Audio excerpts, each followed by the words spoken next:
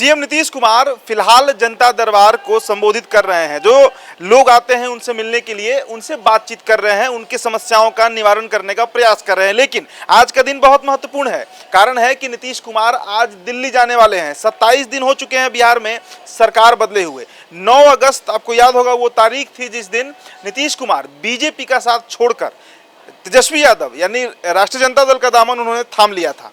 27 दिन बीत चुके हैं और आज उनका दिल्ली यात्रा है। दिल्ली वो पहुंचेंगे, जनता दरबार के बाद पहुंचेंगे दिल्ली और दिल्ली में 3 दिन के लिए वो जा रहे हैं, यानी 3 दिवसीय दौरा है मुख्यमंत्री नीतीश कुमार का। देखिए क्यों खास है ये दौरा, इस पर चर्चा होनी चाहिए और लगातार इस पर हम चर्चा कर भी रहे हैं।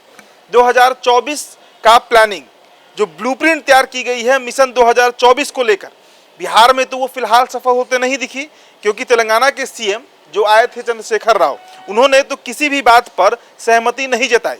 ये खबरें लगातार NBC 24 आपको दिखा रहा था। अब दिल्ली यात्रा क्यों है, ये केंद्र बिंदु है।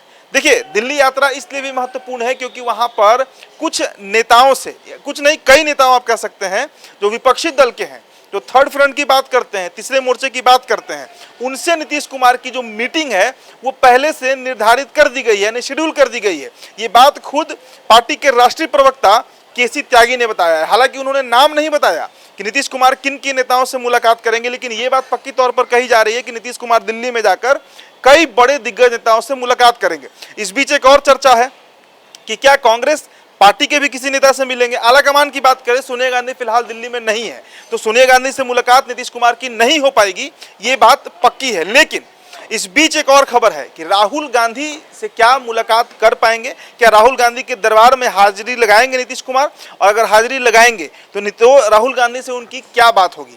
ये सभी बातों को अगर एक तरीके से देखा जाए तो 2024 का जो ब्लूप्रिंट है, जो बिहार में उन्होंने तैयार किया है, उसे लेकर वो दिल्ली जा रहे हैं। लगातार पिछले 27 दिनों से आप जेडीयू के किसी भी बड़े लीडर का, आप ललन सिंह की बात करिए, उपेंद्र कुशवाहा की बात करिए, किसी की भी बात करिए, ये तमाम लीडर्स जो हैं वो लगातार मिशन 2024 की बात कर रहे हैं। परसों यानी शनिवार को बयान आया था नीतीश कुमार का कि 50 सीटों पर बीजेपी को समेट देंगे। हालांकि 24 घंटे में ही उनका बयान जो है वो पलट जाता है। वो कहते हैं कि हम सीट की बात कब की है। ललन सिंह ने एक बार कहा था कि 150 सीटों में समेट देंगे, यानी 150 सीटें भी बीजेपी को नहीं आएंगी। फिर नीतीश कुमार 50 सीट की बात करते हैं और अब कह रहे हैं कि दिल्ली जाने की 2024 में होगा क्या।